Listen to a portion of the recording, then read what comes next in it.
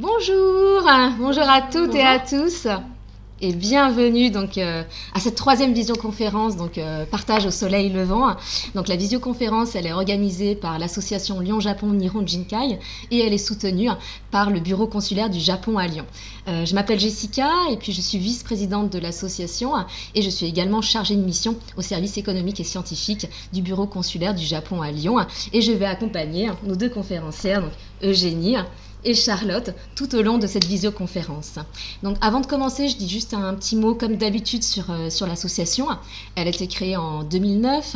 Elle a pour vocation de rassembler les Japonais de Lyon et de la région, de présenter la culture japonaise auprès des Lyonnais, mais aussi de promouvoir les liens culturels et économiques entre les deux pays. Donc tout au long de l'année, on organise de nombreux événements. Il y a la fête du Nouvel An, il y a la fête du sport, il y a la démonstration de fabrication de soba. On en avait parlé avec Adrien la dernière fois.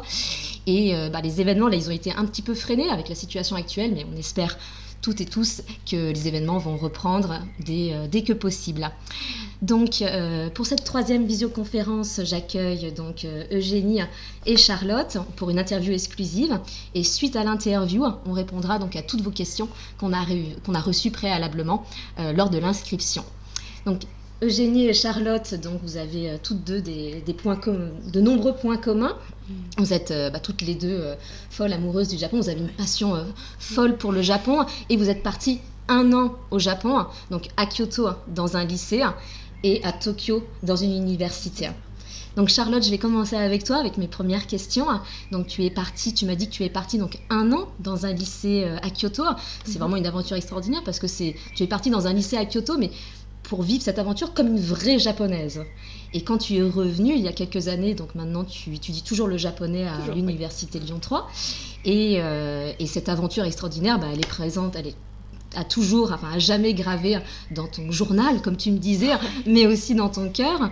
Donc je te laisse la parole. Est-ce que tu peux nous en dire un peu plus sur toi et surtout la raison qui t'a fait aimer le Japon? Pourquoi le Japon? Qu'est-ce qui t'a amené à aimer le pays du soleil levant? Déjà, merci beaucoup de m'avoir invité pour cette visioconférence. En fait, je pense que c'est le cas de pas mal de gens qui aiment le Japon aujourd'hui. Ça a commencé essentiellement avec les mangas, les animés, les jeux vidéo, voilà. C'était la porte d'entrée en fait, moi, qui m'a menée justement à aimer le Japon. D'abord le Japon Cool Japan, comme on le connaît aujourd'hui, avec tout ce qui est quartier un peu branché, etc. Je pense qu'il doit y avoir un lien avec mon frère. En fait, qui lui jouait beaucoup à Pokémon quand il était petit, et quand il avait les nouvelles versions qui regroupaient tous les autres, il me donnait ses anciennes, puis moi je jouais avec ces jeux et voilà, j'ai bien aimé. Et anecdotiquement, un jour, j'ai regardé des petites vidéos comme ça sur YouTube, et puis je suis tombée sur une vidéo assez étrange en fait. Et je me suis dit, mais qu'est-ce que c'est? Je me suis renseignée et ça s'appelait un animé, le dessin animé japonais. Et j'ai creusé un petit peu et je me suis dit, waouh, franchement, c'est vraiment un autre monde. Et je me suis dit, j'ai envie d'en savoir plus. D'accord. Tu avais quel âge à cette période? Alors, j'étais en 5e, donc je devais avoir 12 ans à peu près. 12 ans, d'accord. 12 ans. Et puis, en creusant un petit peu, je me suis un peu liée d'amitié. Enfin, d'amitié non, mais je me suis prise d'affection pour un seiyuu, un doubleur japonais, qui s'appelle Miyano Mamoru. Et je me suis dit, si un jour il a la chance de venir en France à une Japan Expo, j'ai un seul souhait, c'est de pouvoir lui parler en japonais. D'accord. Et c'est en pensant ça que j'ai commencé à apprendre la langue. D'accord. Voilà. Super, en tout cas une belle petite caca comme on dit en japonais, c'est un peu dur à dire en français, donc l'opportunité, la raison qui nous pousse à aimer quelque chose. Je vais te poser la même question Eugénie, donc tu es revenue toute fraîche du Japon en août 2019, donc c'est tout récent. Tu as passé 1 année dans une université à Tokyo, l'université de Waseda. Comme Charlotte, tu étudies toujours le japonais à l'université Lyon 3. Genre un peu, et maintenant cet épisode que tu as vécu l'année dernière, donc tu avais la vie étudiante à l'université, tu as fait aussi un road trip seul à Kyushu, tu as fait l'ascension du mont Fuji, et tout ça ce voyage-là, c'est un épisode de ta vie maintenant inoubliable, et maintenant tu souhaites aussi travailler dans un milieu international où tu puisses utiliser tes compétences en langue. Donc, tout comme Charlotte, qu'est-ce qui t'a aimé, qu'est-ce qui t'a poussé à aimer le Japon? Est-ce que tu peux nous en dire un peu plus là-dessus? Bonjour à tous et merci de me recevoir également, Jessica. Alors, tout comme Charlotte, forcément, cette passion pour le Japon a démarré avec les animés. quand on voyait ça à la télé. Donc c'est les basiques, hein, les Dragon Ball Z, les Naruto, les Bleach. Et puis ensuite, je me rappelle, j'avais envie d'en savoir un peu plus sur les animés et de voir, on va dire, des animés un peu plus pour filles. Les shoujo. Voilà, les shoujo. On connaît bien. Et du coup, j'ai regardé sur internet et il y avait un shoujo que j'aimais pas mal. Qui s'appelle Ça s'appelait Mermaid Melody. Ah. C'est très kitsch, hein, mais voilà, c'était à l'époque, je devais avoir 12 ans, 13 ans. Et en fait, cet animé n'était disponible qu'en version originale sous-titrée français. Et donc je me suis dit, c'est un peu pénible, mais bon, je vais quand même regarder. Et après, c'est petit à petit, je me suis habituée au japonais et c'est ce qui m'a donné envie d'en savoir un peu plus. Donc forcément, après, j'ai bien aimé la langue et j'ai voulu savoir un peu plus les japonais en tant que tel. Donc j'ai aussi regardé des dramas, je me suis mise au drama. Là aussi, c'était un peu le drama pour filles, avec des triangles. Des séries live, en fait. C'est en live, là, c'est pas en animé. Hein. Avec des acteurs. Oui, mais voilà, avec des vrais acteurs, en fait. C'est des séries japonaises, en fait. Des gens en chair. C'est ça, c'est des... Et donc, petit à petit, voilà, je voyais les cultures, les paysages, et je suis tombée amoureuse du Japon, et puis après, on s'est rencontrés. Parce qu'il faut savoir, en fait, que j'ai été le professeur privé d'Eugénie, juste avant que tu étudies le japonais. Donc, tu étais jeune, tu avais quel âge à cette époque? Quand on s'est connus, j'étais en 4e. Ouais. Je me rappelle, donc 14 ans. Ouais. Ça remonte déjà pas mal, donc...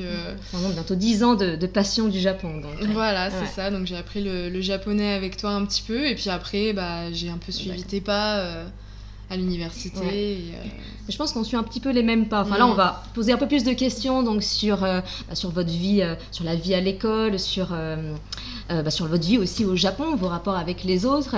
Et on va s'apercevoir qu'il y a pas mal de similitudes, mais qu'il y a aussi des différences parce qu'on a Kyoto d'un côté et puis on a Tokyo de l'autre, l'université, le lycée. Donc c'est ça qu'on va en discuter ensemble. Donc là, je vais passer au premier thème à aborder. Donc avec Charlotte, quand tu es arrivée au Japon, la toute première fois, ou alors quand tu es arrivée au lycée, quelles ont été tes premières impressions? Qu'est-ce que tu te rappelles de ce moment-là quand tu es arrivée là-bas? Alors déjà, il y a une chose qu'il faut souligner, c'est que quand je suis partie l'année, c'était pas la première fois que je partais au Japon. D'accord. Et puis comme ça faisait... Alors je suis partie 1 an au Japon après mon baccalauréat français, donc ça n'a aucun lien avec ma scolarité française. J'avais fait vraiment un lycée comme tout le monde, et c'est après où je suis partie 1 an dans un lycée japonais. Donc j'ai pas eu de certificat officiel de l'état japonais comme quoi j'avais passé une année, voilà, mais j'avais quand même des bulletins de notes du lycée. Et donc voilà, j'étais pas étonnée quand je suis arrivée au Japon pendant cette année-là, parce que je connaissais déjà un petit peu, j'étais partie 1 mois l'année précédente. Mais il y a un sentiment en fait qui m'a envahi quand j'ai mis les pieds sur le sol japonais. C'est le fait d'y être vraiment quand on arrive justement et qu'on voit la grande bannière où il y a marqué Welcome to Japan, Nihon et Yokoso. En fait, ça semble logique, mais il n'y a que là-bas où on le voit. Et c'est bon, enfin, sourire jusqu'aux oreilles, j'y suis quoi, l'aventure commence. Et puis c'est vrai que c'est un grand moment d'émotion quand là, on passe, complètement, c'est quand sûr. On pose le premier pas et tout. Et puis on en rêve en fait, c'est vraiment un autre monde. Et puis pour ceux qui connaissent et qui aiment déjà le Japon, c'est vrai que passer une année, c'est pas une expérience qui se présente tous les jours. Donc c'est vrai que si on a l'opportunité qui se présente, on la prend quoi. Et puis mon premier jour au lycée, c'est aussi un jour qui m'a marqué parce que voilà, anecdote, j'avais préparé une présentation pour me dire voilà, je m'appelle Charlotte, je viens de France. Je l'ai dit en japonais cette présentation. En japonais, bien sûr, plus, voilà. Puisque, on en reparlera plus tard, je pense, mais c'est vrai que les japonais et la langue anglaise, c'est, on va dire, un combat perpétuel. Mais on en parlera plus tard, je pense. On va en parler de la vie à l'école. Et toi, Eugénie, tout à l'heure, tu m'as dit que quand tu es arrivée au Japon, tu avais des étoiles dans les yeux. Oui, alors... l'année dernière, donc quand j'ai fait mon année au Japon, c'était pas la première fois que je venais au Japon. J'y étais allée la première fois quand j'avais 15 ans, dans une famille d'accueil également. Et c'était mon rêve quoi. À ce moment-là, forcément j'étais à fond sur les mangas, les dramas, les japonais. Les japonais aussi, on va en apprendre beaucoup pendant la vidéo. Hein. Donc c'est le 4e tel. Voilà, c'était tout kila quoi. J'étais là, j'y étais enfin. Et j'ai tellement apprécié mon séjour que je me rappelle, et ça m'a marqué, que j'en ai pleuré à l'aéroport après quand j'ai dû me séparer de ma famille. Ne parlons pas de séparation. Ça va Non, raviver. C'est pourquoi, pour dire que en fait j'avais trouvé mon pays de cœur et que voilà, c'est un pays dont je suis amoureuse. Et après, donc j'ai eu l'opportunité d'y retourner plusieurs fois. Et donc voilà, après j'ai été un peu plus habituée par rapport au niveau culture, tout ça, mais c'était toujours Kila quoi. En tout cas, des étoiles dans les yeux pour toutes les deux, et puis des familles d'accueil aussi, donc à des périodes différentes. Et voilà, vos familles d'accueil, donc vous m'avez dit qu'elles ne parlaient pas ni un mot d'anglais, ni un mot de français. Vous arrivez donc avec des bases de japonais quand même. Est-ce que ça a été une difficulté, ou alors quelles ont été les autres difficultés que vous avez rencontrées lors de votre installation au Japon? Qu'est-ce qui a été difficile vraiment au début quand vous êtes arrivé là-bas? À Charlotte ou... Ne vous battez pas. Vas-y. Alors, tu veux dire par rapport à ma première année quand j'avais 15 ans ou ma première année quand je suis partie m'installer Comme tu veux, mais... on va dire que voilà, quand j'avais 15 ans, quand je suis partie, c'est vrai que la barrière de la langue faisait quand même... c'était quand même un petit mur. On pouvait pas aller plus loin dans les conversations, tout ça, mais non plus, ça n'empêche pas qu'on peut vraiment tisser des liens avec les personnes, même si on parle pas forcément la langue. Par la gestuelle, tu veux dire, les autres types de communication. Voilà, les sourires, enfin ça se ressent, voilà, c'est ce qu'on appelle aussi un peu le feeling, j'ai envie de dire. Et puis l'année dernière, quand je suis partie au Japon, un peu ce qui m'avait un peu embêtée, c'était que par exemple, moi je voulais travailler. Et donc pour travailler, j'avais regardé sur internet, pour travailler au Japon, il fallait un numéro de téléphone. Et donc moi j'étais là, il faut que je trouve un numéro de téléphone, une carte SIM. Et donc du coup je vais voir un opérateur et je dis j'aimerais bien avoir un numéro de téléphone. Ah oui, mais il faut avoir un compte en banque. Donc je me dis ok. Et pour avoir un compte en banque, il faut un numéro de téléphone. Donc ça c'est un peu c'était un peu problématique. Donc en fait j'ai quand même trouvé mon baito, donc mon petit boulot, voilà. Et là, c'était bien parce que pour le coup, on se parlait tous sur Line. Donc c'est une application un peu comme Messenger, ou WhatsApp. Donc c'est que avec la 4G. Donc j'avais pris une carte SIM à 6 Go par mois et ça suffisait. Je payais 12 € environ. Donc honnêtement, c'était correct. C'est vrai à Big Camera. C'est vrai qu'il y a tous ces processus qui peuvent paraître un petit peu stricts au Japon, en fait, où il faut d'abord avoir un numéro de téléphone pour faire un baito, mais il faut avoir un compte en banque, mais on se sent en sécurité aussi. Ah, totalement, ouais, complètement. Ouais. C'est un peu rigide, mais... C'est fluide après, une fois que la machine est lancée. C'est ça. Ouais. Et toi, Charlotte, est-ce que tu as rencontré des difficultés? Alors, je parlais de la famille d'accueil, mais ça peut être un autre exemple, mais qu'est-ce qui a été un petit peu compliqué au tout début? Alors, dans l'expérience que j'ai eue dans mon lycée, à Litsumeikan, j'ai eu des difficultés il y a eu cette barrière de la langue, malgré tout, qui était présente, même si j'avais quelques bases. J'avais étudié le japonais pendant mes 3 ans au lycée, je l'ai passé pour le bac en 3e langue. Donc j'avais des bases, je savais faire des phrases normales, la structure de la grammaire, structure grammaticale, je maîtrisais. Mais c'est vrai que j'avais pas un aussi bon feeling avec ma sœur d'accueil, on avait du mal à communiquer. C'est vrai que quand tu arrives dans une famille où il y a déjà des enfants et que les parents, forcément, ils ont l'attention vers toi parce que ils veulent que tu te sentes bien, t'es pas chez toi, t'es loin de tes parents. Mais parfois, les familles d'accueil, les sœurs et frères d'accueil peuvent avoir un peu de jalousie en fait envers toi.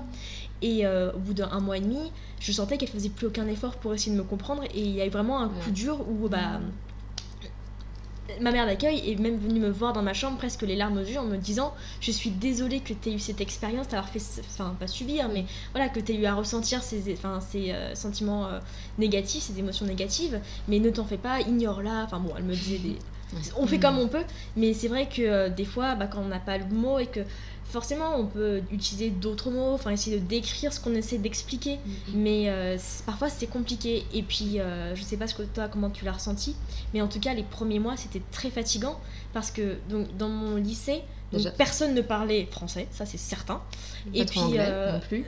Je discutais beaucoup anglais avec les autres étudiants d'échange. Il y avait un Allemand, une Allemande et un Australien avec moi, mais c'est vrai que continuellement switcher entre l'anglais, le japonais, ça fatigue beaucoup.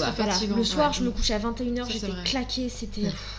En plus des trajets et tout, Charlotte nous en dira Ah, un oh petit là peu là. plus Oui, là, sur les trajets, Les trajets comme un vrai salariman. Le bateau et l'avion. J'ai Ouais, pas eu ouais. ceux-là, mais sinon les D'accord. autres ils étaient dessus. Mais non, mais après voilà, on s'habitue, je pense. Mais c'est vrai qu'au Ouais. début, voilà, ça peut être vraiment fatigant. C'est Faut fatigant. s'habituer à une langue et puis switcher entre l'anglais, sa langue natale, et puis le japonais qu'on apprend. C'est toujours un petit peu compliqué. Je vais en venir à la vie scolaire, donc votre vie à l'école, donc l'université, le lycée.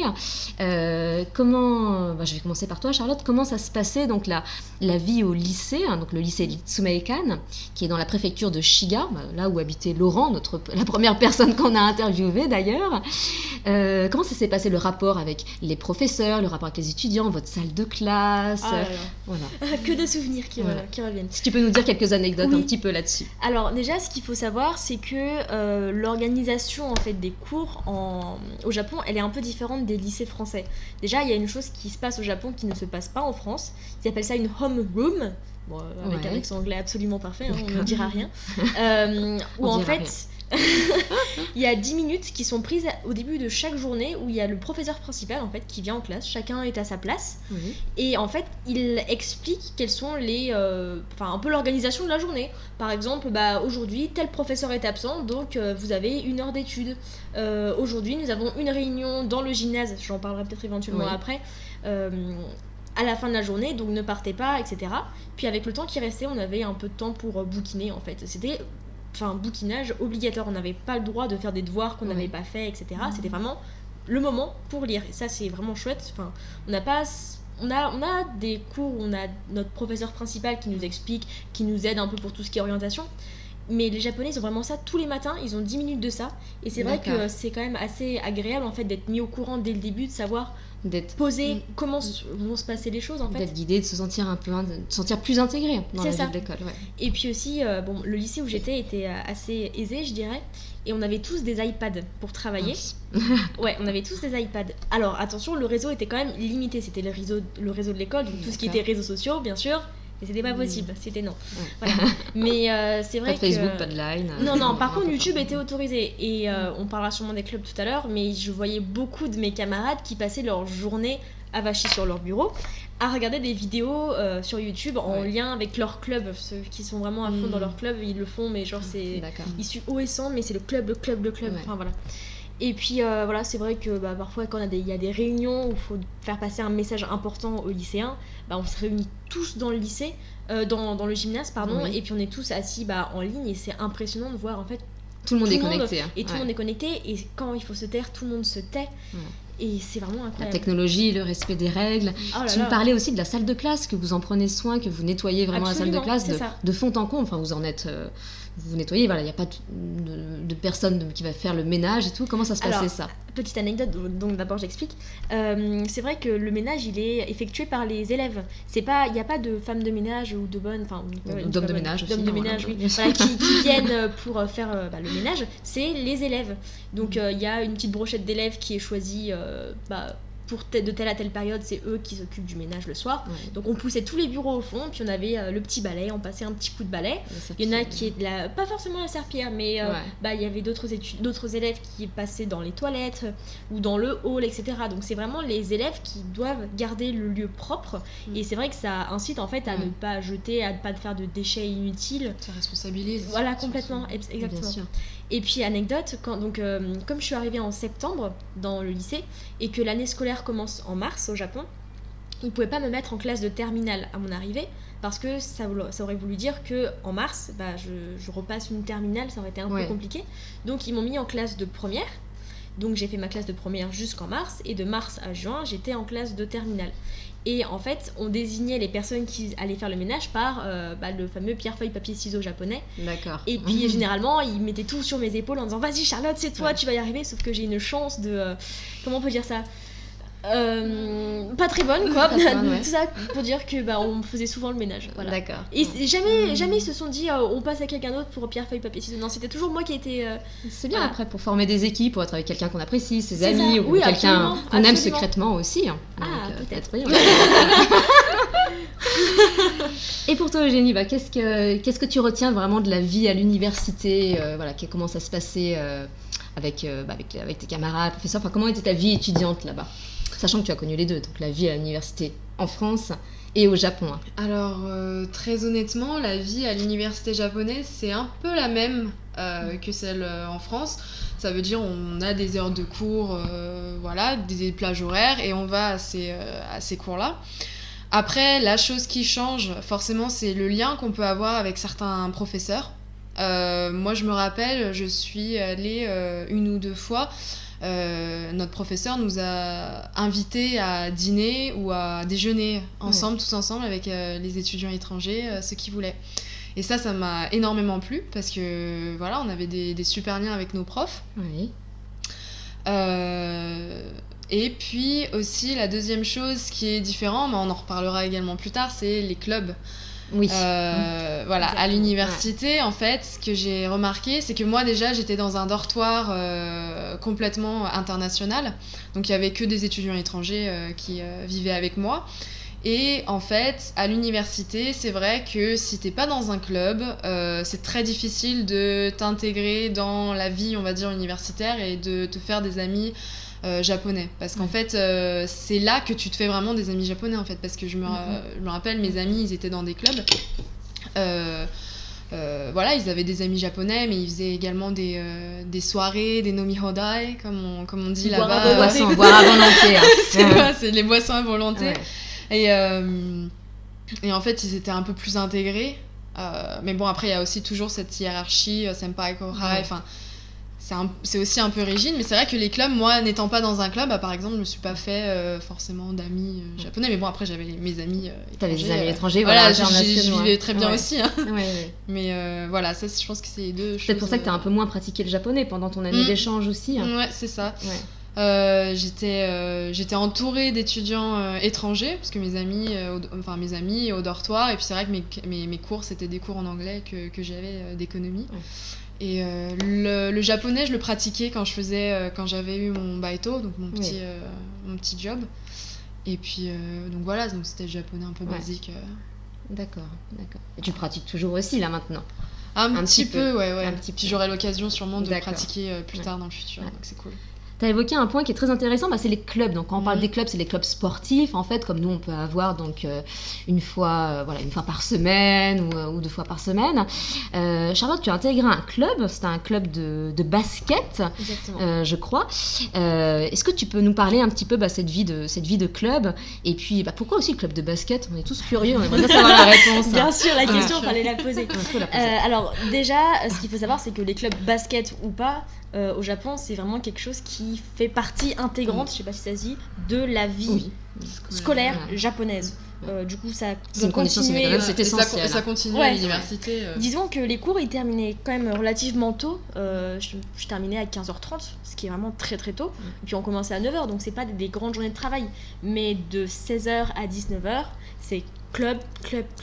Et c'est vrai qu'en fait, il existe 2 types de clubs finalement. Il y a les clubs, on va dire, intellectuels, entre guillemets, où il y a du théâtre, cérémonie de thé japonaise, cuisine, voilà, tout ce qui est un peu sympathique. Et il y a les clubs sportifs, où là, c'est vraiment, on y va à fond, quoi. Enfin, on fait comme on peut. D'accord. Et c'était une fois par semaine ou c'était tous les les jours? jours? C'était tous les jours, tous les jours. Week-end compris, vacances comprises, sachant que le week-end, c'était pas la matinée, c'était la journée complète. Voilà. Et il fallait faire aussi les voyages des clubs, non? Ah non, moi j'ai pas eu le droit. D'accord. Non, moi j'ai dit moi je suis là pour visiter, apprendre le japonais, je suis pas là pour me casser les jambes. Enfin bon, après c'est vrai que c'est très compliqué puisque comme disait Jessica, en France c'est 1 à 2 fois par semaine, alors arriver du jour au lendemain comme ça à faire du basket, bon du coup j'ai décidé le club de basket parce que il y avait quelqu'un de très très gentil dans le club et donc voilà, et bon aussi parce que j'étais aussi très très fan d'un animé de basket. Même avec qui tu faisais équipe quand tu nettoyais la salle aussi? Non, malheureusement, on n'est pas dans la même classe, c'était un peu compliqué. Mais c'est un garçon. Voilà, on précise. Et c'est vrai qu'au départ, c'est très fatigant parce que 3 heures de sport intensive et c'est en fait, on s'installait dans le gymnase avant, donc il fallait préparer pour tout ce qui était échauffement. On avait des sortes d'échelles par terre pour faire comme à la ninja, tac, petit pied rapide, à la ninja. Puis après, il y a aussi, on devait passer une sorte de grande serpillière sur le terrain, en fait, le cours de basket après. Mais ça, c'était en dehors de 16h à 19h. Donc ça rajoute encore du temps. Voilà, et en plus, après, il y avait parfois des réunions, le coach qui nous expliquait, alors aujourd'hui, vous avez fait ça c'était pas bien, toi, là, voilà. Autre anecdote, en fait, on avait des noms de cours de basket, parce que c'est vrai que c'est compliqué d'appeler Chiharu, d'appeler Mahoru, enfin plein de noms. Donc, vous avez des surnoms, tu veux dire. On avait des surnoms, exactement, c'est ça. Et c'était un surnom qui tenait en 2 caractères japonais, donc soit en du coup 2 syllabes. Donc 2 syllabes. Voilà. Et au départ, j'en avais pas, et c'est vrai que moi c'était Charlotto, donc ils m'ont envoyé la balle, etc. Et c'est vrai qu'ils se sont dit, en fait, ça pourrait être bien que tu aies un nom de cours finalement, parce que voilà, on en a toutes une ici. Alors c'était un peu galère de me rappeler à la fois du vrai prénom des personnes et du nom des cours. Surnom. Donc déjà que c'est pas facile quand t'as qu'un seul nom. Voilà, et donc du coup, j'ai pu avoir mon petit nom de cours qui est Mei, avec le kanji de Meguru. D'accord. Voilà, donc j'étais très très contente. Traverser, voyager, un peu, c'est ça quoi. C'était plutôt dans le sens gentillesse. D'accord, dans ce sens-là. Non, mais c'est vrai que Meguru, voilà, peut-être un peu tourné aussi. Voilà, on peut l'interpréter de différentes manières, mais la manière dont elles me l'ont donné, vraiment sur un shikishi, donc une sorte de. Comment on peut appeler ça ? Un papier sur lequel on fait des autographes. À la japonaise, c'est un peu cartonné. Ils m'ont écrit vraiment Mei, écrit en grand, avec la raison pour laquelle ils m'avaient appelé comme ça. D'accord. Et c'est vrai que c'est chouette, mais c'est très fatigant et c'est très prenant. Et comme je disais, il y a le club de basket, mais il y a le club de baseball, il y a le club de foot, il y a le club de tennis, et essentiellement. Les élèves ils regardaient beaucoup de vidéos en fait sur YouTube pendant les cours en fait. Les profs ils voyaient mais ils disaient rien. Au moins tu l'as vécu vraiment comme une vraie japonaise aussi, je pense, tu vois, cette vie-là. Puis t'as réussi aussi à t'échapper aussi un petit peu pour vraiment faire du tourisme. On va y venir au tourisme, au voyage, etc. Parce que bon, aller au Japon, voilà, il n'y a pas que l'école, il n'y a pas que le tourisme, il y a un peu toute la vie, enfin vraiment être immergé dans la société japonaise. Donc tu as pu t'échapper. Un petit surnom, Eugénie, non ? Pendant le. Parce que toi, c'est Eugénie. En japonais, comment se prononce ton nom en japonais en plus ? C'est pas Eugénie, c'est Eugénie. Eugénie, mais je disais qu'ils pouvaient m'appeler Nini. Nini, d'accord. Pourquoi Nini ? Nini, c'est mon surnom déjà, on va dire un peu familial, mais ma famille m'appelle Nini. Ou Nine, mais donc du coup je leur disais appelez-moi Nini. Puis ça sonne bien, aussi en japonais. Ça sonne bien en japonais. Super. On parlait un petit peu de voyage là, de tourisme. Alors toutes les deux vous avez voyagé un peu au Japon. Eugénie, donc quand tu étais à l'université, enfin après. Pas pendant l'université quand même, mais après tu as pu profiter. Tu m'as parlé d'un road trip où tu es partie seule, tu as loué une voiture, tu es partie à Kyushu. Il y a les voyages, il y a le mont Fuji. Là, parmi nos participants, donc il y a beaucoup de personnes qui souhaiteraient aller au Japon, donc pour raisons touristiques, pour le découvrir encore plus. Est-ce que tu aurais des endroits à conseiller à nos participants ? Alors forcément, le tourisme, quand on va au Japon, il ne faut pas... faut aller à Tokyo, j'ai envie de dire. Et à Kyoto. À Tokyo et à Kyoto. Voilà, j'allais le dire ensuite. Battez pas. Non, c'est parce que voilà, Tokyo, c'est également c'est un autre monde. Il y a des quartiers, il y a le. Enfin, c'est vraiment.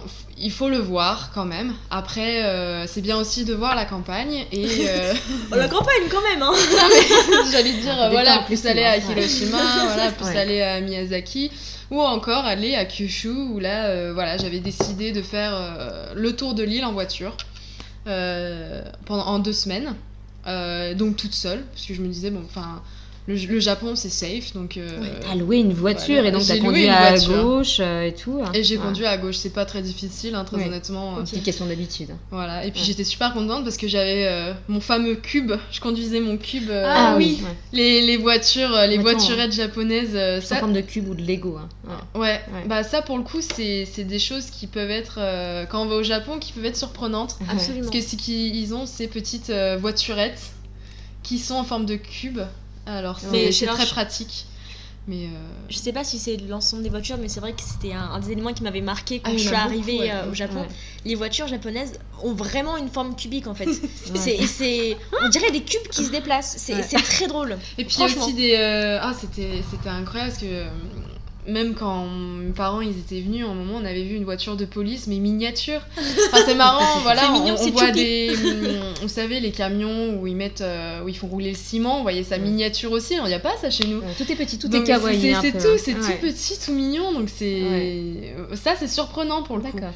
Pas de peur, tu disais vraiment, parce qu'au Japon, tu trouves que c'est un pays très sûr. Au Japon, je me sentais vraiment, vraiment en sécurité. Donc voilà, donc je suis partie à Fukuoka en avion, Tokyo, Fukuoka. Dans le sud du Japon, donc Fukuoka, sur l'île de Kyushu. Sur l'île de Kyushu, ouais. On mange très bien. Et donc du coup, voilà, j'ai commencé. Après, je suis allée à Nagasaki, j'ai visité un peu la ville, j'ai pris la voiture et là, j'ai fait... Oh, nous avons eu de l'orage. Et là, j'ai fait en voiture. J'étais dans des guest house parce que sinon, les hôtels, ça peut être un peu cher. C'est un peu moins cher. Mais les guest house aussi, on rencontre des personnes mais formidables. C'est super agréable et même limite, c'est ce que je conseille. On est en sécurité, hein. Ne vous inquiétez pas. C'est ce que je conseille quand on part en voyage au Japon, mais même un peu partout. Parce que c'est vraiment une expérience, voilà, de rencontrer des gens. Bien sûr. Qui habitent, ils sont si accueillants. Ouais. On conseille vraiment le road trip. Donc, Kyushu, voilà, l'île dans le sud du Japon, donc on y mange bien. Il y a les volcans aussi, il y a Nagasaki. Voilà, pour le coup, l'endroit que je recommanderais, ça serait le mont Aso. Oui. Et on rentre dans une caldeira. Parce que voilà, il y avait une grande éruption et même des fois il peut toujours y avoir un risque d'éruption parce que ça fume, très actif, hein. C'est actif. Et c'était magnifique, c'était tout vert, on voyait les chevaux. Bon, après je pense que c'est des chevaux pour manger, mais d'accord. Non, mais après c'est très bon aussi la viande de cheval. Mais c'est l'une des spécialités. Une des spécialités en plus de Kumamoto, oui. De par là-bas, c'est à côté du Mont Aso. On va encore avoir faim. C'était magnifique pour le coup, la nature japonaise, il y a les rizières. C'est vraiment beau. Puis il y avait les onsen. J'étais allée les sources d'eau chaude. Kurokawa Onsen. C'est le petit village où il y a des onsen et c'est super connu, où il y a des ryokan. Et je m'étais fait aussi un plaisir en allant dans un ryokan. Donc l'auberge japonaise traditionnelle, tatami, avec le onsen. Le futon aussi. Le futon. On y dort très bien. Ouais. Est-ce que tu conseillerais l'ascension du mont Fuji à nos participants ? Ah, forcément, bien sûr. Après, je pense que c'est un peu dur quand on n'a pas l'habitude, quand on n'a pas vraiment, quand on fait pas vraiment de sport ou quand on fait pas forcément beaucoup de randonnée. Ça peut être difficile. Mais c'est faisable, j'ai envie de dire. C'est symbolique, c'est un souvenir inoubliable, je pense, de voir le soleil levant. Ah bah oui. Du sommet le plus haut du pays du soleil levant. En plus, c'était sûr, c'était ce qu'on voulait faire, parce que je l'ai fait avec Jessica. Je me rappelle, à un moment, on s'était dit quand elle m'enseignait le japonais à 15 ans, on s'était dit qu'on allait faire le mont Fuji. Et du shopping. Voilà, du shopping. Non, on a fait les deux. D'accord. Non, franchement, c'était vraiment génial. Bon, super. C'est ce que je conseille. Super. Et toi, Charlotte, est-ce que c'est un endroit vraiment que tu conseillerais à nos participants ? Si vous allez au Japon, mais allez là-bas. Alors, c'est pas pendant cette année-là que j'ai découvert cet endroit, mais c'est le village de Takayama, qui est vraiment très traditionnel en fait japonais. Et c'est vrai que pour être aussi allé à Tokyo, où en fait il y a vraiment pas mal de grands bâtiments modernes qu'on connaît, à Kyoto aussi il y a toujours une règle qui dit que on n'a pas le droit de construire de grands bâtiments, il faut toujours qu'il y ait cette empreinte, cette tradition japonaise avec ces bâtiments, ces jolis bâtiments. Mais c'est vrai on sent qu'on baigne un peu dans le moderne, alors que Takayama, en tout cas les coins où je suis allée dans Takayama, c'est vraiment très traditionnel, c'est resté tel quel. Et puis j'étais allée dans un ryokan aussi à cette occasion, et franchement c'est une auberge japonaise, et c'est vrai que c'est une très belle expérience. Et puis on peut marcher à travers les rues, et puis on se croirait vraiment dans le monde féodal japonais, quoi. Est-ce que c'est là où on retrouve les maisons avec les toits de chaume ? Exactement. Cet Ils ont une petite spécialité qui est trop choupie, ça s'appelle des sarubobo. C'est des petits singes en tissu. Voilà.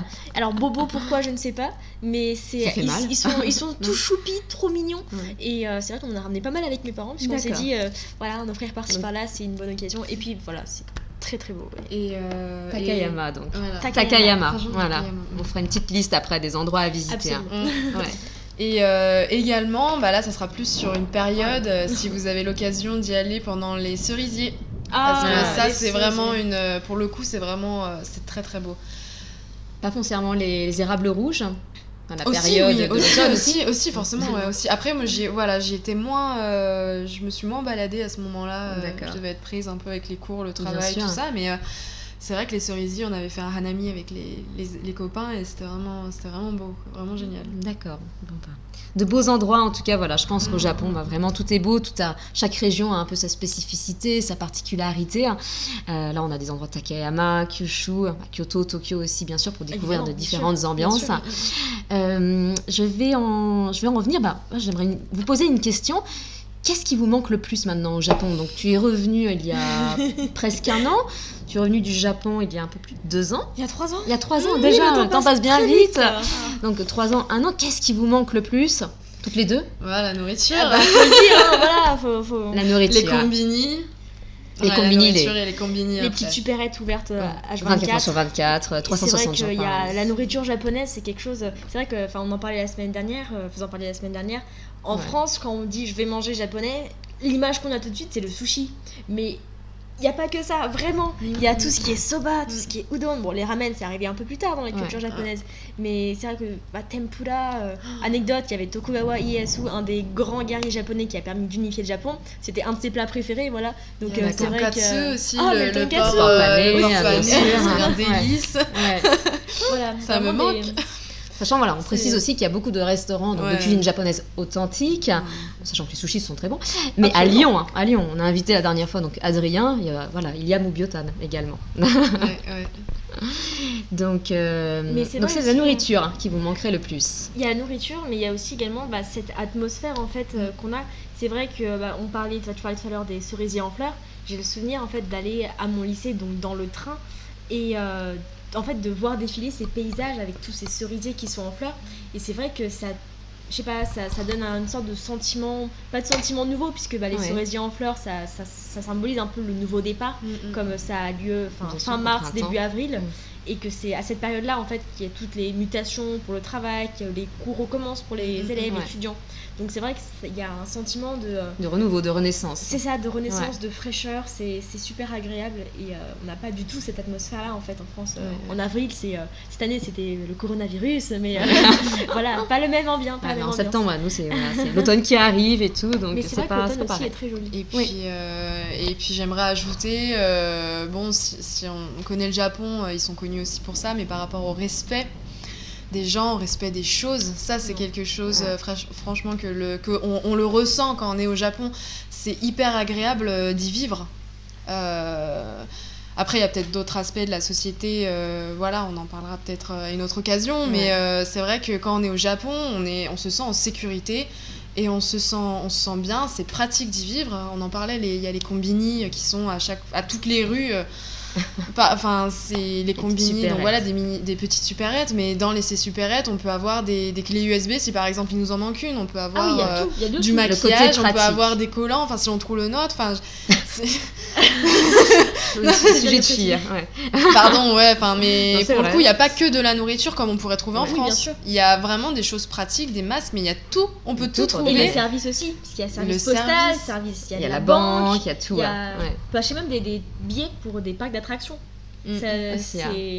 Après peut-être à savoir, c'est vrai que pour aller au Japon, si on y va souvent, faut prendre en compte, on dit souvent que la nourriture est pas chère, mais ça, moi quand j'y suis allée, j'ai mis un petit... c'est pas vraiment vrai, parce qu'en fait c'est pas cher quand on parle de ramen, de tonkatsu, des izakaya, le fast food un peu japonais, un peu le fast food un peu frit, gras, très bon. Mais donc si on veut, mais dès qu'on veut cuisiner un petit peu soi-même et faire des légumes, des fruits, là tout de suite faut mettre de la... Les légumes et fruits c'est très cher, c'est ce que tu me disais. Ah, c'est très cher. Moi je voyais il y avait 2 tomates rondes qui pouvaient coûter 300 yens, donc 2,50€. Chez nous c'est 2,50€ le kilo, je suppose. Oui. Après aussi j'étais à Tokyo, en plein centre de Tokyo, donc apparemment dès qu'on allait en banlieue c'était un peu moins cher, mais moi ça me...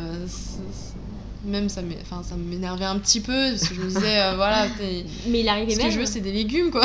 De voir des pêches. Alors les pêches japonaises sont relativement grosses, elles sont très grosses, mais d'avoir un truc comme ça qui coûtait 10 € quoi. Alors que voilà, j'ai une anecdote à raconter, c'est que là il y a 2 ans, il y a 1 an, ma mère d'accueil japonaise est venue en France. Et c'était la période où on mangeait du melon, et puis le melon c'est bon, c'est frais, bien quand sûr. Il fait chaud, voilà, on entrait une petite part, 2 petites parts. Mais au Japon, un melon, ça coûte dans les 20 € quoi. Alors qu'en France, c'est pas du tout le cas. Donc ma mère d'accueil, elle était hyper gênée au départ quand on mangeait du melon, tout à tous les repas. Elle me disait mais non, mais vous en faites pas, mais t'inquiète, ça coûte 5 € en France. Et encore 5 €, ça coûte cher 5 €. Mais c'est un aliment qui montrerait la richesse. En fait, c'est comme la pastèque aussi. Ah oui. Ouais, voilà, un fruit, ça se déguste au Japon, ça s'offre en cadeau. Vraiment des petits morceaux. Absolument. Ouais, tout à fait. D'accord, donc ce qui me manquerait, donc c'est bien ça. Et j'entaminerai donc avec ma dernière question, avant de passer donc aux questions des participants. Là, actuellement, est-ce que vous avez des projets ou des idées qui renforceraient encore plus les liens d'amitié entre la France et le Japon? Je commence par toi, Eugénie, si tu avais actuellement, donc est-ce que tu avais des projets ou des idées Alors moi, j'avais une idée que je trouve qui pourrait être intéressante, c'est par rapport, je suis donc membre de l'association également Lyon-Japon Nihon Jinkai, et j'avais eu l'idée de pourquoi pas dynamiser un peu plus l'association en créant des événements à destination des étudiants français et japonais. Un réseau d'étudiants. Voilà, un réseau d'étudiants, parce que c'est vrai que moi, quand j'étais étudiante, je voulais rencontrer des Japonais, être amie avec eux, parler avec eux, et c'est vrai que il n'y avait pas cette offre en fait de rencontre, cette opportunité. Voilà, puis au début quand on arrive, on n'ose pas trop aller voir les Japonais. Les Japonais osent, je pense, encore moins venir vers nous.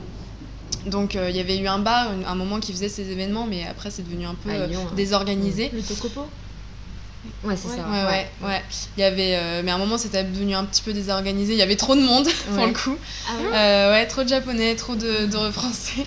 Mais voilà, c'était à l'époque, et c'est vrai que je me disais, peut-être que... Je pense que les Japonais, quand ils arrivent en France, ils doivent être encadrés, c'est sûr, mais ça serait intéressant également de leur proposer, voilà, si vous voulez partager un peu plus votre culture, si vous voulez partager un petit peu votre culture, bien n'hésitez pas à participer à cet événement. Et pareil pour les étudiants français, comme ça c'est encadré, et en plus c'est convivial, c'est super. Donc j'avais cette petite idée, puis après forcément il y a les projets pro plus professionnels, où je me rapprocherai vers le Japon. Alors je sais pas quand tu étais étudiante toi s'il y avait ça, mais on est allé dans la même fac en fait à Lyon 3, et il y a un service de relations internationales qui est absolument, qui a évolué. Je me suis occupée de l'orage, excusez-moi. Alors voilà, et ce service des relations internationales est absolument génial, parce qu'en fait on peut aller aller accueillir des étudiants étrangers en fait qui arrivent à l'aéroport directement. C'est vrai que quand on arrive dans un pays étranger et qu'on ne connaît absolument rien des transports, on est un peu perdu, donc c'est vrai que c'est toujours plus sympa d'avoir quelqu'un pour accueillir. Bon, on peut accueillir pas uniquement des Japonais, d'autres nationalités, mais c'est vrai qu'après en fait on commence à tisser des liens avec ces personnes, et puis après on leur fait visiter Lyon. Il y a tout ce qui est culinaire aussi, puisque Lyon, capitale de la gastronomie. Non, mais entre autres. Ça, Et voilà. Moi, je pense que c'est une très bonne idée. Enfin, toutes vos idées là sont l'idée que tu as pour l'association. Je pense que c'est une très bonne idée, parce que c'est vrai qu'à l'heure actuelle, il n'existe pas encore de club vraiment à destination des étudiants, et c'est ça vraiment qui manque. Enfin, il y a certes l'écrit à pratiquer, mais il y a aussi l'oral. Alors qu'il y a une demande en plus. Il y a beaucoup d'étudiants à Lyon 3 japonais qui cherchent un lieu pour échanger. Il y a une association qui a été créée l'année dernière à Lyon 3. Mais à Lyon 3. Ça peut être intéressant peut-être de mettre en lien votre association et celle de Lyon 3. Puis même les jeunes Japonais qui viennent pour avoir des conseils, aussi des Japonais qui habitent ici. Bien ça sûr, peut être c'est rassurant aussi. Je pense qu'il y a beaucoup, on pourra en parler, on pourra un peu diffuser toutes ces informations, que ce soit le lien de l'association qui s'est créé à l'université Lyon 3, le lien aussi de notre association. Puis voilà, il y a beaucoup de liens, je pense. On pourra vous envoyer toutes les informations sans problème par mail, donc pour les participants. On va passer aux questions des participants. Donc on en a reçu quelques-unes. Donc il y en a déjà que j'ai posées, mais qui avaient été posées par les participants, donc je ne vais pas les reposer 2 fois. Je pense notamment donc à notre ami Guy, qui nous a posé donc une question sur comment était votre arrivée au Japon, vos premières impressions, les relations avec les étudiants, les professeurs, où est-ce que vous logiez, pardon. Donc, c'était une résidence universitaire, je pense, dans une famille d'accueil. Donc, on y a déjà répondu. Par contre, si vous voulez d'autres informations un peu plus détaillées, on pourra y répondre plus tard par mail. Je vais passer à la question de Patrick. Patrick qui nous demande comment les deux conférencières ont-elles fait pour franchir la barrière linguistique, donc la barrière linguistique du japonais. Charlotte, comment ça s'est passé C'est vrai que, comme j'expliquais tout à l'heure, c'était pas la première fois. En fait, je ne débutais pas le japonais quand je suis arrivée pour cette année-là. Tu avais les bases déjà ? J'avais déjà les bases, donc c'est vrai que ça aide énormément, puisque comme la structure grammaticale est complètement différente du français, ça s'improvise pas. Et puis même les syllabes sont différentes. On vous dit un mot en japonais, on ne peut pas deviner le sens en français. On vous dit un mot en anglais, on peut peut-être... il y a des mots qui sont, par exemple, presentation, c'est présentation. Voilà. Alors que si je dis rapio... Rapio, c'est en japonais, c'est complètement différent. On a un peu de mal, voilà. Donc c'est vrai que j'ai pas eu beaucoup de difficultés de ce côté-là quand je suis arrivée dans l'année, enfin pour mon année, je veux dire. J'ai eu mes soucis avec ma sœur d'accueil qui avait un peu de mal à vouloir me comprendre. C'est vrai que je n'en ai pas parlé, mais j'ai eu du mal un peu au départ à m'intégrer parce que j'étais arrivée au moment où il y avait le festival culturel du lycée. Des événements vraiment importants de toutes les vies de lycéens. Et tous les élèves étaient occupés à leur tâche en fait à préparer donc des pièces de théâtre. Et c'est vrai que moi j'ai essayé de m'intégrer en me disant est-ce que je peux vous aider à faire ci, à faire ça. Et ils me disaient non mais va voir là-bas, mais va voir là-bas. Donc c'est vrai qu'au début c'était compliqué. Ce serait pas la barrière linguistique moi qui m'aurait posé problème, mais alors barrière celle du sociale groupe, un petit peu. Ouais, c'est ça. Celle du groupe, oui. On en a parlé un petit peu peut-être avec Laurent aussi, on parlait de Uchi et Soto, donc Uchi donc le groupe de l'intérieur et Soto donc tout ce qui est extérieur. Et donc c'est pas la barrière linguistique qui est en rapport avec la langue, mais plus le rapport au groupe social. Absolument. Et toi Eugénie, est-ce que ça a été difficile pour toi, comment tu as fait pour franchir la barrière linguistique? Tu disais que tu parlais un peu plus anglais que japonais. Est-ce que tu as dépassé la barrière linguistique? Est-ce que tu as par-dessus ou est-ce que tu t'es enfui? On va dire que je me suis un petit peu améliorée. Oui. Non, en fait, alors quand je suis allée 2 fois au Japon avant dans des familles d'accueil également. D'accord. Et là, pour le coup, niveau linguistique, c'était difficile. Parce que j'avais pas de très bonne base en japonais. J'essayais quand même de m'exprimer par les mots. Mais c'est vrai qu'on ressentait tout de suite que, limite, à un moment, c'était frustrant parce que je savais on pouvait pas aller plus loin dans la relation parce que là, côté linguistique, ça allait pas, quoi. Donc en fait, on pouvait pas aller plus loin dans la relation alors qu'on pouvait bien s'entendre avec ma famille d'accueil, tout ça. Et là, mon année au Japon, c'est vrai que j'ai eu un environnement finalement très anglophone parce que tous mes amis parlaient anglais, le dortoir là où j'étais parlait anglais, à l'école j'avais des cours en anglais. Donc pour le coup c'était très anglophone. Après je parlais japonais que à mon baito, à ton petit travail. À mon petit travail. Et par rapport à ça, si au bout d'un moment je commençais à pas mal, je pouvais répondre un peu aux clients comme ça, je comprenais ce qu'ils voulaient, ce qu'ils avaient besoin. Le keigo notamment, t'as dû Le keigo, le langage de politesse, le keigo. Le keigo supérieur plus. Très honnêtement non, parce qu'en fait comme j'étais dans un restaurant en fait qui a une aura française, parce qu'en fait le gérant le grand gérant, parce qu'il a plusieurs restaurants à Tokyo, mais aussi en France, en Bretagne. Il y a une aura, un peu cette aura française, et donc du coup, c'est quand tu vas dedans, c'est l'ambiance un peu à la française, donc c'est l'ambiance un peu cool. Petites vacances en Bretagne à Tokyo. C'est ça, on va manger des galettes et des crêpes. Bien. Et mais voilà, donc pour cette année, pas trop. Je sais pas si j'ai franchi une barrière ou quoi. Une petite au moins quand même. Une petite. C'est quand même aussi une grande étape. Vaut mieux partir avec les bases en tout cas déjà, et puis après. Absolument. Après s'améliorer, de toute façon. C'est que j'avais aussi d'autres priorités à ce moment-là. Exactement. Chaque moment sa priorité. Merci Patrick pour cette question. Je vais passer à la question donc d'Alain et de Shinji. Alors elles se ressemblent les deux questions. Donc là on parle de quels sont les atouts et les faiblesses du système éducatif japonais. C'est la question d'Alain. Et la question de Shinji, c'est quel est l'avantage du système japonais par rapport à celui de la France, l'avantage et les inconvénients. Ça se ressemble un peu, je me permets de les regrouper. Et l'autre question de Shinji, c'était quelle est la différence entre les systèmes éducatifs français et japonais. On a bien abordé le sujet tout à l'heure, mais si vous voulez apporter d'autres anecdotes, n'hésitez pas. Mais pour toi, Charlotte, quels sont les atouts et les faiblesses du système éducatif japonais quand tu étais au lycée? Les atouts, parmi les atouts, il y en a un qui est assez important, on en parlait tout à l'heure, c'est le fait qu'une classe soit vraiment une communauté en fait. Il y a pas, alors bien sûr, il y a des groupes d'affinités, on s'entend peut-être mieux avec telle personne et telle personne, mais il y a vraiment, de ce que j'ai ressenti, il n'y a pas de, je sais pas comment on peut dire, c'est pas du ressentiment, si c'est ça ? Distanciation. Non. Où en gros on se sent bien en fait, on se sent bien dans la classe, où qu'on aille, on a une discussion sympathique avec tout le monde.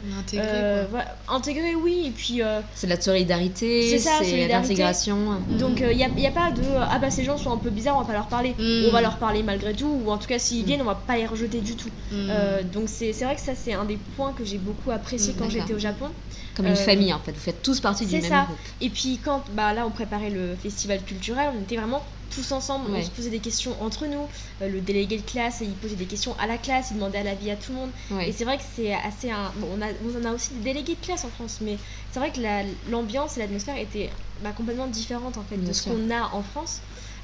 Autre point aussi, alors je sais pas si c'est un atout ou une faiblesse, mais c'est vrai que les clubs de sport, ça permet aux élèves vraiment de se changer les idées, de pas être uniquement dans les devoirs, mais parfois un peu trop. Voilà, c'est-à-dire que parfois ils dépassent un peu les limites. J'en parlais tout à l'heure, ils regardaient leurs vidéos pendant le cours.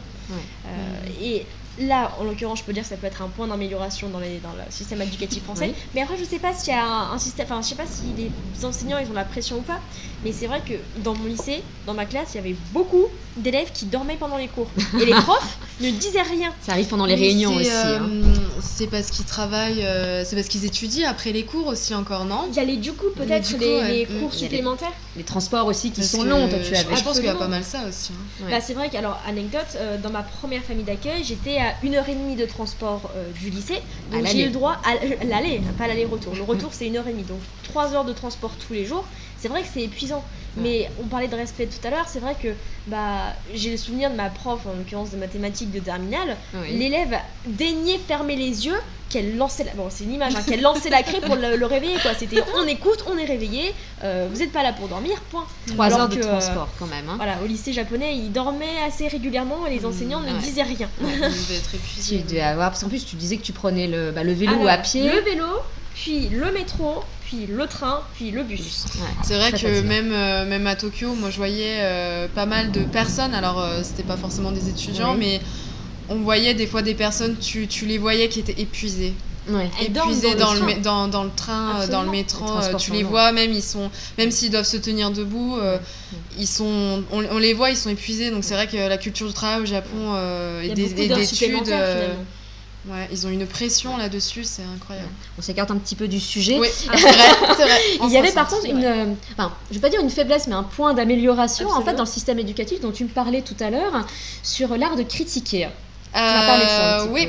Alors c'est ce que j'ai trouvé, c'est que en fait les Japonais apprennent à critiquer à l'université. Donc moi ça m'avait un petit peu surprise. Parce que nous, on apprend en soi à critiquer dès le collège, j'ai envie de dire. Tu veux dire faire des dissertations, opposer de l'analyse. Critiquer de manière négative. C'est ça. Non, je vais dire c'est pas bien. Non, c'est ça. Voilà. Pardon, c'est de l'analyse. Nous, je me rappelle qu'en troisième, on avait fait l'histoire de l'art, on devait analyser une peinture. Même dans le bac, on doit analyser des textes, des choses. Et au Japon, c'est que du. Alors, je sais pas si toi tu peux confirmer, c'est du par cœur.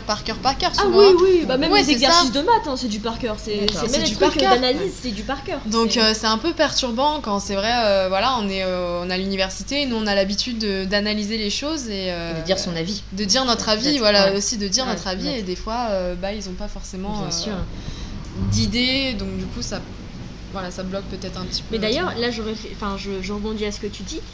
J'ai eu des cours de japonais moderne, donc notre équivalent cours de français quand on est en première.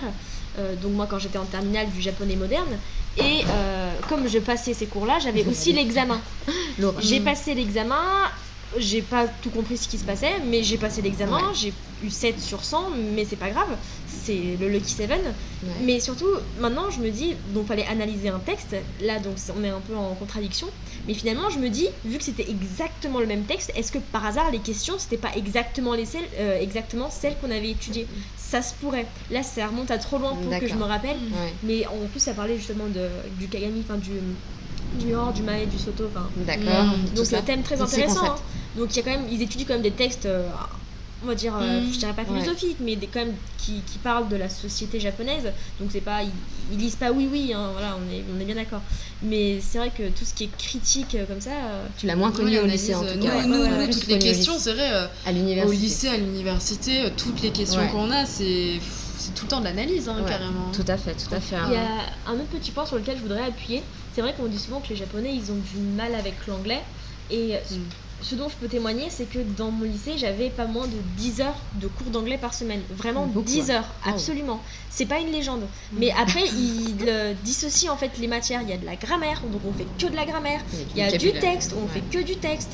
Il y a beaucoup d'oral. Il y a de la pratique orale. Et il y a vraiment... une chose qui m'a marquée, qui m'a choquée quand j'étais au Japon. J'avais fait une présentation en anglais et la prof, elle est venue me voir en me disant « Il faut que tu baisses ton niveau à celui des Japonais. » Parce qu'ils ne comprennent pas ce que tu dises. La prononciation japonaise. Ayane. Voilà. D'accord, donc ça ne marchait pas. Et malgré tout, malgré ces 10 heures de cours, mes camarades avaient du mal parce que c'est essentiellement du par cœur et il y a peu d'oral. Donc il y a cette question aussi d'adaptation en fait par rapport au niveau de la classe ou par rapport à tes camarades en fait, pour que personne ne perde la face. C'est peut-être ça aussi. Je pense que c'est lié un petit peu à ça également, quoi. Mais après, il y avait des étudiants, des élèves qui parlaient très bien anglais. Hein. Il y a toujours... Bien entendu. Voilà. Bien entendu. Mais là, on retiendra vraiment, peut-être la critique, voilà. Il n'y a peut-être pas cet art de critiquer, on retrouve pas ces matières-là au lycée, ça vient plutôt à l'université. Et puis l'exemple que tu as donné aussi tout à l'heure. Pour les atouts, qu'on est vraiment une communauté en fait au lycée, et ça c'était vraiment une belle chose. C'est important. Je passe à l'autre question. Donc merci Alain et merci Shinji en tout cas pour ces deux questions. Enfin, il y a beaucoup de choses à dire, je pense. On a une question d'Alzar qui nous demande, alors on va essayer d'y répondre au mieux. Comment avez-vous ressenti l'univers graphique japonais dans la vie quotidienne à Kyoto et à Tokyo? Eugénie. L'univers graphique. De ta vision, bien sûr. Donc, de ce que j'ai compris de la question, c'était l'univers graphique. C'était en fait, est-ce qu'on ressentait à Tokyo les mangas, les animés Ça peut être ça aussi. Ça, on a plusieurs analyses. Je la traduis comme ça. C'est vrai que l'animé est très présent, le manga est très présent chez les Japonais. C'est pas juste une petite partie, je pense que c'est une partie énorme de la culture, et c'est vrai que c'est partout. Ça fait partie du quotidien vraiment de chacun. D'accord. C'est ça. Et toi Charlotte, comment tu as ressenti l'univers graphique dans ta vie quotidienne à Kyoto? Alors c'est vrai que dans ma vie quotidienne, le lycée se trouvant plutôt en campagne, donc il y a Kyoto la première campagne et Shiga la préfecture la deuxième campagne, donc il y avait vraiment les rizières en fait, donc c'est vrai que tout ce qui était animation japonaise, on n'avait pas trop de ça là-bas. Dans Kyoto, il y a quelques magasins spécialisés dans l'animation japonaise, on en trouve de partout. Mais c'est vrai que c'était beaucoup plus épuré et il y avait vraiment tous ces bâtiments. Il y avait le quartier de Gion, des quartiers des geishas là-bas, vraiment magnifique. Et c'est vrai que j'ai pas eu la même approche, je dirais, qu'à Tokyo où vraiment il y a des grands écrans, on voit des pubs de partout. Tu parlais de la publicité aussi, où là tu es vraiment plus immergé dans la publicité quand même à Tokyo. Partout, il y a des grands écrans, mais c'est impressionnant. Moi j'ai beaucoup aimé.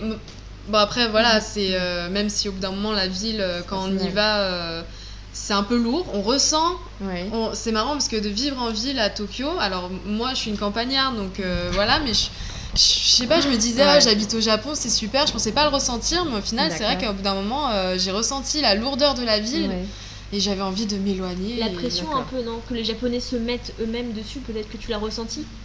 Non, honnêtement, je pense pas. Après, on la sent si. J'ai une anecdote aussi pour le travail. Moi, ça me surprenait. Si ce n'est pas choqué parce que au travail, même moi, je faisais un travail de serveuse dans un restaurant. Et même eux, ils allaient se voir. Donc déjà, ils faisaient du 11h, 14h. Enfin, du 11 heures de travail par jour. D'accord. 14 heures de travail par jour. Ouais. Donc c'est quand même, ça change des 7 heures. Hein.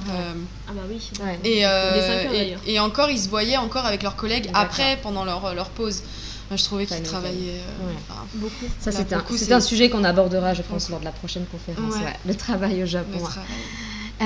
On a une autre question, c'est une question de Cécile. Donc, après être allée au Japon, donc quand vous êtes revenu du Japon, voilà, vous êtes revenu. Il est vrai. Vous êtes là, vous êtes avec moi en tout cas. Nous ne sommes pas au Japon. Non, peut-être. Quels sont vos projets d'avenir maintenant? Donc, le métier, les études peut-être. Et est-ce qu'ils ont changé? Est-ce que votre projet d'avenir a changé avant votre départ au Japon et après votre retour en France? Charlotte? Alors c'est vrai, comme je l'évoquais tout à l'heure, la raison pour laquelle j'ai commencé à apprendre le japonais, c'était de pouvoir parler à ce doubleur en japonais s'il venait en France. Bon, ce rêve est toujours d'actualité, hein, malheureusement, il n'est pas encore venu en France. Tu ne l'as pas rencontré encore? Alors, en fait, il est déjà venu en France, mais c'était quand j'étais partie au Japon un mois. Donc c'est triste, on s'est croisés. Mais c'est pas grave, j'ai toujours cet espoir qu'il vienne un jour et que je puisse lui parler japonais. Et bien sûr, en ayant commencé à apprendre la langue, plus on l'apprend et plus on trouve ça fascinant, les kanji, les caractères japonais qui sont très littéraux parfois. Ouais. Ça se dit, c'est ça. Et qu'est-ce que je dis? Je sais plus. C'était quoi la question? La question, c'est quels sont tes projets d'avenir? Donc, ce serait rencontrer cette personne célèbre japonaise? Non. La raison pour laquelle, du coup, je suis partie au Japon, c'est que je me suis dit, c'est vrai que approfondir le plus possible la langue, c'est vraiment qu'en étant sur place, en fait, qu'on apprend, que vraiment bien en 360. Et je me suis dit, pourquoi pas ne pas travailler, en fait, soit avoir un travail en lien avec le Japon, et pourquoi pas même utiliser cette langue, en fait, comme un outil. Et c'est vrai que, alors, je n'avais pas cette idée-là quand j'y suis partie, mais elle m'est venue plutôt quand je suis revenue du Japon. C'est de travailler dans l'hôtellerie, parce que c'est vrai que tout ce qui est service, les Japonais ils sont heureux en fait de nous aider. S'il y a un conseil que je peux vous donner si vous partez, que vous êtes perdu un jour ou que vous cherchez un renseignement, n'hésitez pas à leur poser une question, ils seront ravis de vous répondre avec un grand sourire. Et c'est vrai que cette chaleur elle est transmissible, je sais pas si ça ça se transmet, oui. Absolument. Mais transmissible, oui, c'est juste. C'est vrai que voilà, je me suis dit l'approfondissement de la langue, vraiment. Approfondissement de la langue et puis de partir dans l'hôtellerie pour pouvoir avoir ce côté omotenashi, donc accueillant des Japonais, voilà, le service à la personne, voir ces personnes heureuses en face. C'est vrai que c'est un projet en fait qui est arrivé après mon année au Japon et je suis ravie de pouvoir partir, de continuer dans cette voie après ma licence. On a hâte en tout cas de voir tes projets se concrétiser. Et Eugénie, quels sont tes projets d'avenir? Mes projets d'avenir, alors en fait à la base j'avais vraiment envie de travailler dans une entreprise japonaise et pourquoi pas au Japon. Et en fait petit à petit je me suis dit en prenant connaissance un peu plus de cette folie du travail si je puis dire au Japon. On a parlé un petit peu. Non, je pourrais pas travailler dans une entreprise full Japon, très japonaise au Japon parce que moi c'est pas ça que je me vois plus tard, c'est pas ça que je veux vivre ma vie. Je vis pas pour travailler. Tu te verrais plus dans une société. Tu te verrais plus dans une société en fait qui est liée un peu au Japon. Qui a des partenariats. En fait c'est ça. Donc puis après c'est aller pourquoi pas dans une société japonaise mais qui est en France. Ou alors une société française qui a des liens avec le Japon.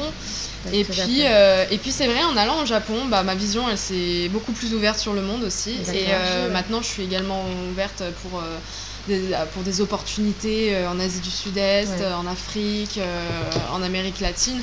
Et c'est vrai qu'il faut partir au Japon parce que... il faut partir à l'étranger du moins parce que ça t'ouvre c'est important ce côté international. Mais ça t'ouvre la vision et les puis certaines yeux, portes. Puis certaines portes et puis ça nous fait également ça nous montre également les bons côtés de la France. C'est vrai, on en parlait Surtout- tout à l'heure, mais en fait, le fait de voyager au Japon, de passer un an là-bas, de revenir en France, on voit les choses d'une manière différente. En fait, on a plus cette envie de voyager, d'aller à la découverte de soi et des autres. Donc, c'est un très bon point, en tout cas. Et on espère vraiment que tu puisses accomplir tes rêves. Donc, il faut y croire, en tout cas, très fort. Toi aussi, Charlotte. Là, vous continuez Je crois qu'il y avait une question. vos études. Et je crois que Cécile, c'était sa dernière question. On vérifie quand même. Mais je crois que c'était ça. J'ai vu une question sur le chat. Absolument, il y en a une. qu'on peut On a répondre, une question sur le chat. Excusez-nous, on est obligé de s'approcher un Est-ce petit que peu. c'est facile de trouver un travail au Japon en tant qu'étudiant? Donc c'est Ah. plus pour moi du coup. C'est Voilà, probable. vas-y, dis-nous. Ça m'intéresse de savoir aussi. En fait, j'avais regardé des vidéos, forcément, je me suis renseignée et il y en avait qui disaient bah, c'est plutôt facile, enfin c'est D'accord. pas très difficile, mais du moins que tu parles japonais un minimum. Quoi. D'accord. Et en fait, Faut avoir les bases. Voilà, faut avoir les bases. En fait, c'est ça. Je pense que si tu ne peux pas parler japonais ou si t'as pas les bases, ça va être très Ouais. compliqué. On parle souvent de baito dans les restaurants français, les restaurants de cuisine française, pardon, les petits baito aussi dans les écoles. C'est un Ouais, peu ou facile de langue. trouver- ou de langue. Voilà, ou babysitting. Si Ah une ouais amie Ah, qui fait du d'accord. babysitting, ouais, où tu parles anglais. Ouais. Ok. Et il y a des annonces aussi, je pense, dans les universités. Toi, Ça, j'avais Waseda, pas regardé. Tu n'as pas regardé, Mais en d'accord. fait, moi, comment j'ai fait, ma stratégie, c'était.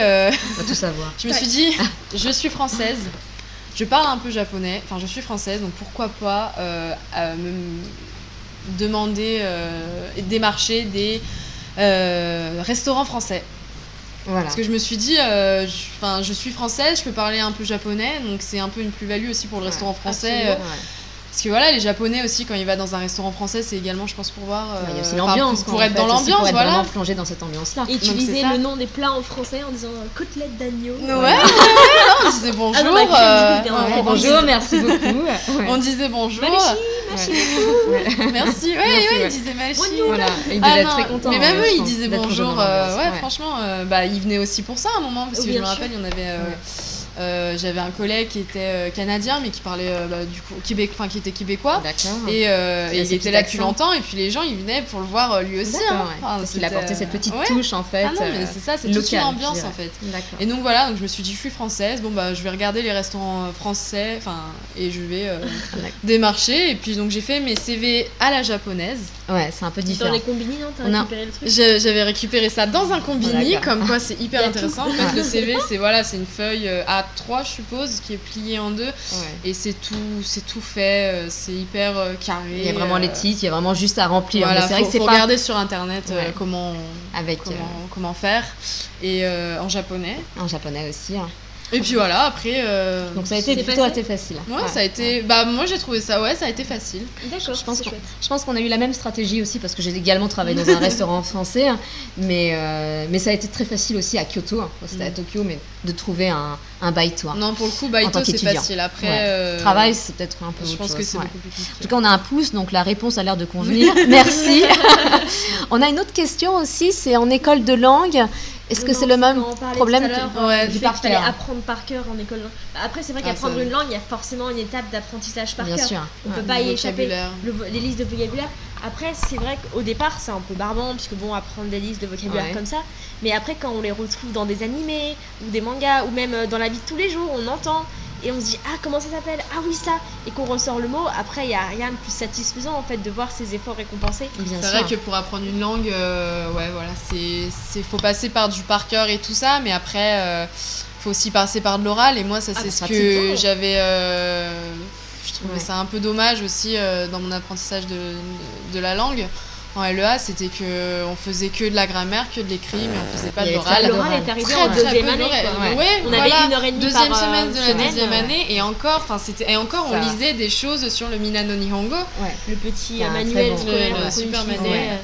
mais C'est vrai que ça manque un peu d'oral. voilà, Ouais. c'est ça. Mais bon, après, ça c'est le système éducatif. C'est le des système langues, éducatif français. Mais peut-être alors aussi. après, pas pour dans toutes les rebondir, écoles. c'est que bon, s'il y a des étudiants de Lyon 3 qui regardent cette vidéo, il y a, donc je parlais des relations internationales tout à l'heure, il y a un système de parrainage en fait avec des étudiants qui viennent. On peut choisir une nationalité et donc avoir littéralement un D'accord. ami japonais avec qui discuter. Donc Ouais. c'est bénéfique pour le japonais puisqu'il est là pour apprendre la langue française, discuter. certes, mais aussi connaître d'autres éléments de la culture, lui expliquer un peu quelles sont les manières françaises. Par exemple, j'ai n'importe quoi, mais couteau main droite et une fourchette main gauche. Ouais. Voilà, comme ils ont l'habitude de manger avec des baguettes et ça. Bon, après, je doute pas sur le fait que vous sachiez utiliser des couverts pour les japonais. Mais voilà, je ne veux. Voilà, bref. D'accord. Anyway. Mais c'est vrai que c'était une très bonne idée, ça, le parrainage. Absolument. Merci pour la question.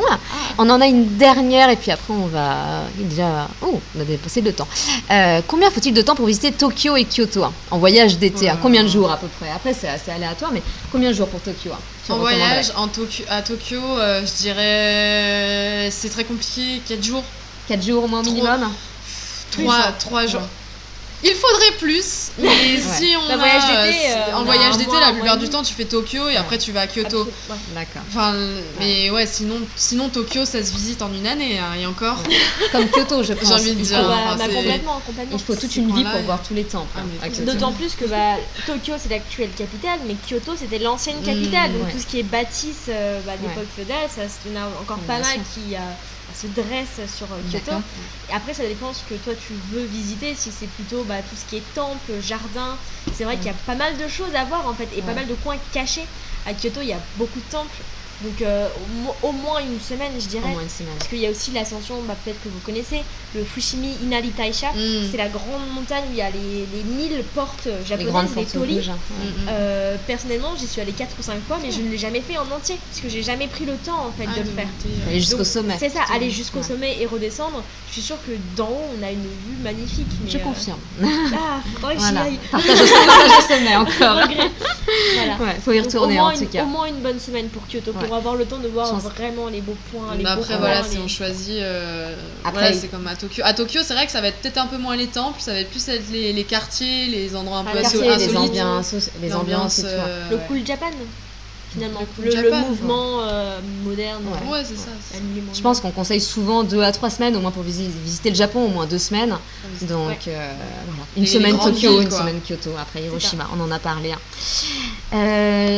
Eh bien, c'était la dernière question. S'il y en a d'autres, j'enverrai un lien, en tout cas, j'enverrai un lien donc, à tous les participants et vous pourrez y répondre et nous faire connaître vos autres questions et on sera ravis d'y répondre.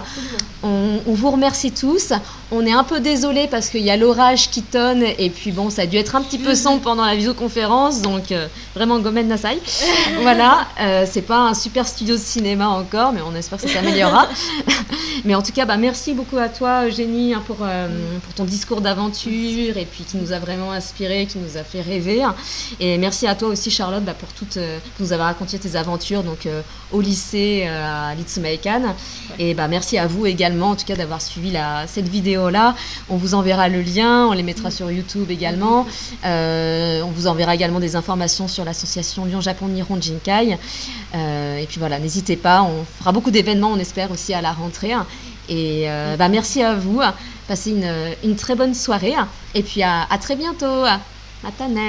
Merci. Au revoir, à bientôt.